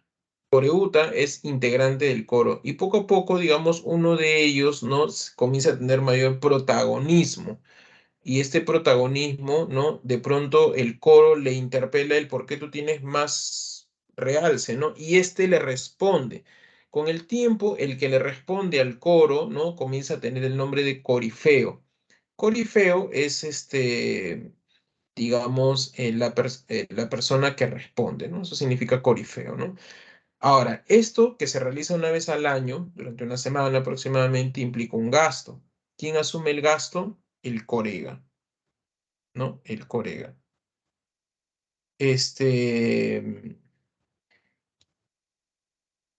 Eso tenía mucha fama, ¿no? Comienza a tener mucho realce y justo es donde aparece Aristóteles. Eso es lo que les decía, ¿no? La representación, ¿no? Se hace en el anfiteatro semicircular, en medio está el escenario y en la orquesta está el coro, ¿no? En el escenario es donde se mueve el corifeo. ¿No? Y digamos, justo Aristóteles está en esa época y ve pues toda la representación, ¿no? Es el máximo auge de la civilización griega. Entonces él comienza a sistematizar también la tragedia en la poética, ¿no? Y entonces él dice, pues, ¿no? Que, por ejemplo, en la tragedia utilizan máscaras, disfraces, ¿no? O sea, se visten de machos cabríos, pues, ¿no? En algunos casos, ¿no? Eh, Eran cantados, estaba el coro y danzaban, ¿no? El corifeo va a dar pie a lo que es el actor posteriormente, ¿no? O sea, el corifeo, el que tiene mayor realce, va a dar pie al actor y al director también, porque muchos eran actores y directores, ¿no? Que hacían eso, ¿no? No había escenas violentas, todas las escenas violentas siempre se realizaban detrás del escenario.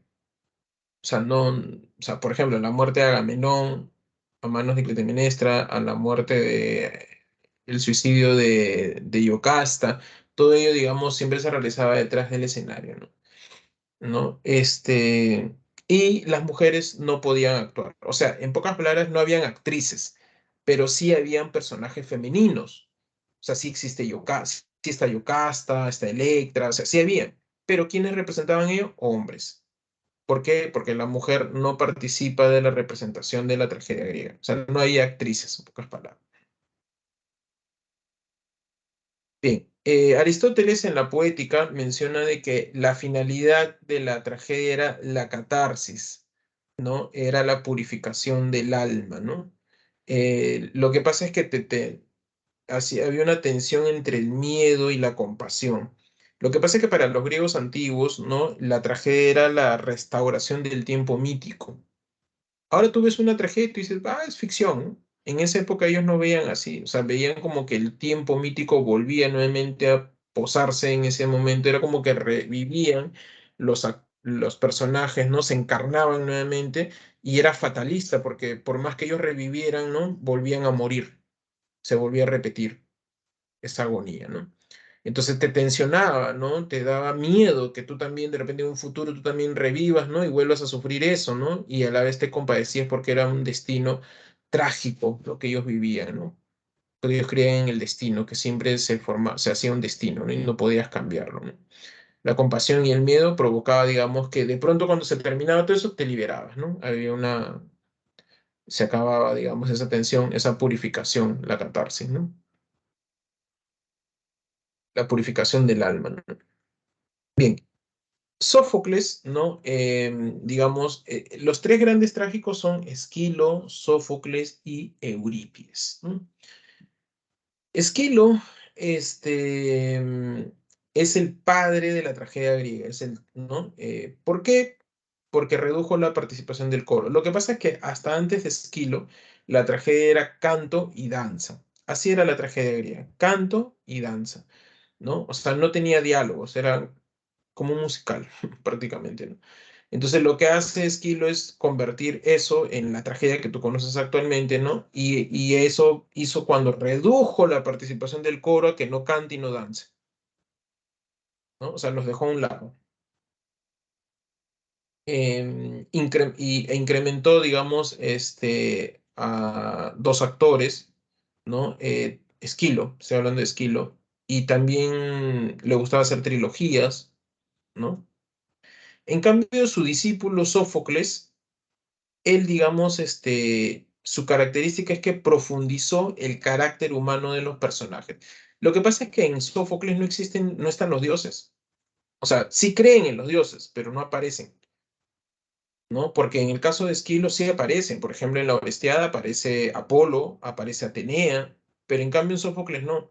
Lo que pasa es que Sófocles ya vive en una etapa más filosófica. Recuerden que los filósofos eran escépticos, dudaban mucho de las deidades, ¿no? Entonces, ya aquí en este caso está en una época más avanzada de la filosofía socrática y por ende los dioses no aparecen, como que no estuvieran, ¿no? O sea, sí creen, pero no aparecen, ¿no? No intervienen, digamos, ¿no?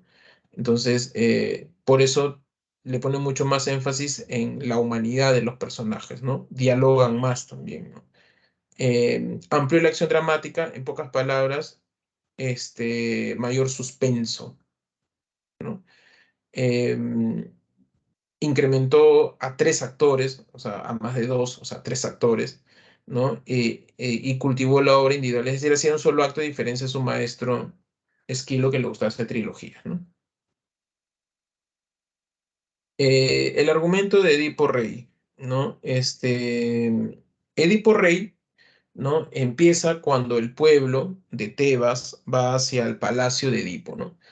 No va hacia el palacio de Edipo y le dice pues de que hay una peste, ¿no? Hay una peste que asola a Tebas y la obra empieza cuando el pueblo va a reclamarle a Edipo que por favor solucione ese problema, ¿no?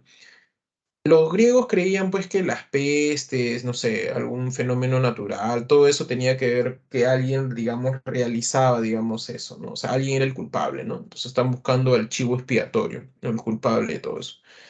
Entonces, digamos, ¿no? Lo que comienza a ocurrir es que Edipo, ante el pedido del pueblo, manda a Creonte, su cuñado, ¿no?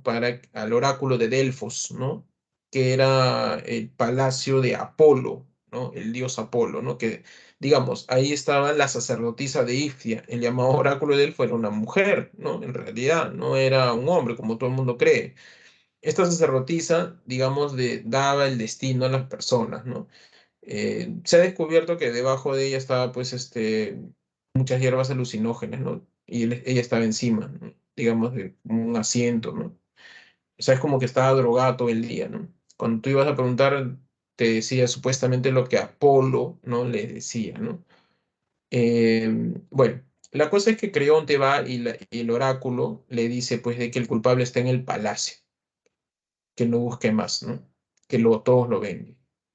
Entonces, Creonte regresa y le dice a Edipo que el culpable está en palacio. ¿Y quién vive en palacio? Edipo, ¿no? Entonces, duda de ello, ¿no? Y piensa que su cuñado Creonte está confabulando para, digamos, derrocarlo, ¿no? Entonces, manda a llamar a Tiresias, ¿no? Entonces, Creonte trae a Tiresias, el que aparece en la Odisea, ¿no? El adivino por excelencia. Entonces le pregunta quién es el culpable y Tiresias le dice lo mismo, ¿no? Que el culpable está en el palacio, que no siga buscando porque la verdad va a ser horror, le va a dar mucho horror, ¿no? Eh, y lo amenaza con matarlo y le dice que si no le dice la verdad lo va a matar, ¿no? Bueno, ya que insistes, ¿no? Tiresias le dice que él es el culpable, el que ha creado la peste, ¿no? Entonces le dice, ¿pero por qué? No entiende, le dice, ¿no? Y no le quiere contar, lo vuelve a amenazar y dice, bueno, lo que pasa es que tú has matado a tu padre y te has casado con tu madre, ¿no? Y él se ríe de eso, pues porque Edipo, o sea, él no sabe su origen, ¿no? Entonces dice, ¿qué hablas? Yo vengo de Corinto, mis padres son Pólibo y Mérope, ¿no? O sea, no, yo no soy de Tebas, donde está la acción, pues, ¿no? Mi padre es Pólibo y Mérope, yo he venido acá y me he casado con una mujer llamada Yocasta, su esposo había muerto. Entonces le dice, bueno, peor ciego es el que no quiere ver, ¿no? De pronto llega un mensajero al palacio, ¿no? Entonces este mensajero le dice, ¿no? A Edipo, ¿no? Que sus padres, Pólibo y Mérope, acaban de morir. Entonces le va a dejar, digamos, el trono de Corinto, ¿no? Porque lo han querido como un hijo. Y ahí Edipo recién se entera de que él no es hijo de Polio y Mérope, eso no es un hijo natural, ¿no? Porque dice que lo han querido como un hijo. Entonces, este mensajero le cuenta, ¿no? De que él, digamos, lo encontró, ¿no? Al pie de un árbol amarrado de los pies. Y estaba hinchadito sus pies, por eso le pusieron Edipo, el de los pies hinchados, ¿no? Eh, y él no puede creerlo, recién se entera, ¿no? Él siempre pensó que sus padres eran Polio y Mérope, ¿no? Entonces dice, ya, pero eso le dice a Tiresa, pero eso no prueba de que yo, Layo sea mi padre y Yocasta sea mi madre, ¿no? Entonces no sabe qué, le pregunta a Yocasta, ¿no? ¿Cómo murió el rey Layo? Y le explica, ¿no? Que el rey Layo murió cuando, digamos, había aparecido la esfinge en Tebas, ¿no? Solo lo narra, ¿no? No es que se significa, se narra nada más. Había aparecido la esfinge, digamos, estaba matando a la gente si no le respondían su enigma, ¿no? Y Layo sale en busca de ayuda y de pronto en el cruce de tres caminos, ¿no? Muere accidentado, ¿no? Y entonces le dice, ¿y hubo algún sobreviviente? Y dice, sí, el cochero. ¿Y dónde está el cochero? Cuando te nombraron rey, pidió que lo manden a otro lugar. Traigan al cochero. Traen al cochero, ¿no? Y entonces, cuando llega, le pregunta a Edipo, ¿quién mató al rey Layo? Tú, le dicen. Y le dice pues que él lo vio venir como un energúmeno, ¿no? Y de pronto los caballos se asustaron, Edipo empuja el carruaje y sale volando Layo y se golpea la cabeza contra una piedra, ¿no? Ha matado a su padre, pero Edipo ni cuenta. Lo que pasa es que Edipo, digamos, ese es el mito ya, ¿no? O sea, Edipo al enterarse, cuando él estaba en Corinto, él va al oráculo de Delfos, ¿no? Y le dicen pues la profecía y él piensa que Polio y Mérope son sus padres, ¿no? Por eso sale corriendo como loco y él está totalmente trastornado, no se da cuenta de lo que hace. Ha matado al rey Layo y ni cuenta se da. Por eso él no se acuerda de eso. Y le dice, bueno, le dice al sobreviviente, le dice, ya, pero eso no prueba de que ellos sean mis padres, ¿no? Y el sobreviviente, el cochero, le dice, tú sí eres su hijo porque a mí me mandaron matarte, pero yo no pude y te dejé amarrado al pie de un árbol, ¿no? Y justo como estaba el mensajero ahí, le dice, y él te rescató, ahora que lo veo, ¿no? Con eso, Edipo ha descubierto la verdad, el mundo lo ha engañado, se da cuenta que Layo ha sido su padre y lo ha matado. O sea, Yocasta es su madre y se ha casado con ella, ha tenido hijos, ¿no? Ha cumplido la profecía y entonces siente que el mundo lo ha engañado. Mientras está así, Yocasta se ha retirado detrás del escenario y se ha ahorcado con sus cabellos, ¿no? Cuando se abren las cortinas, el coro comienza a cantar cómo se mató la reina Yocasta. Y mientras todos ven a la reina Yocasta, detrás del escenario se escucha otro grito. Edipo se ha arrancado los ojos, ¿no? Y cuenta el coro cómo lo hizo. Después de ello, el Edipo sale parte al destierro, ¿no? Fin de la obra, ¿no? Bastante trágico, ¿no? Como verán. Bien, ya para terminar, porque nos quedan un par de minutos. El tema central, la limitación humana en controlar su destino. Comentarios, el destino, ¿no? Se impone al ser humano. En el mundo griego tú no puedes ir contra el destino. El protagonista, Edipo, es un chivo expiatorio. ¿Qué quiere decir esto?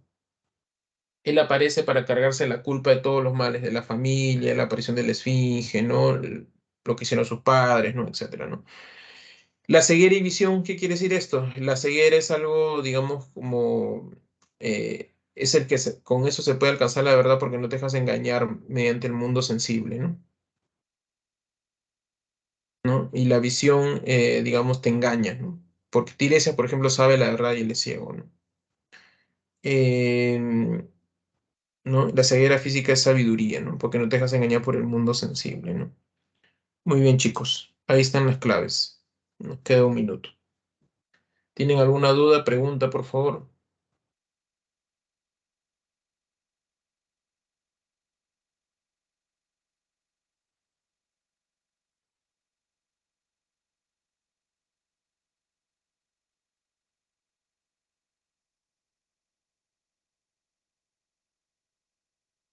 Muy bien, chicos. Nos queda un minuto. Bueno, espero que haya despejado algunas dudas de repente, ¿no? Y espero que la clase les haya gustado también, ¿no? A ver, me avisan si ya terminaron de copiar las claves, por favor. Nada, solo me queda decir que ya nos vemos en la siguiente clase. Y bueno, espero que un poco la clase también les haya incentivado de repente a conocer un poquito más de las obras. Les recomiendo que vean también algunas películas, tal vez, porque yo lo digo por el tiempo, ¿no? Pero ojo, tienen que tener mucho cuidado con las películas que ven, ¿no? Sí, la que más les recomiendo en el caso de la Odisea es una de los años 90, la Odisea el actor se llama Armand Sanz. Se llama La Odisea, dura como 4 horas, así que es la mejor adaptación que hay. Y si quieren ver de Troya, creo que hay una parte de Troya que se ve en La Odisea, esa película, ¿no?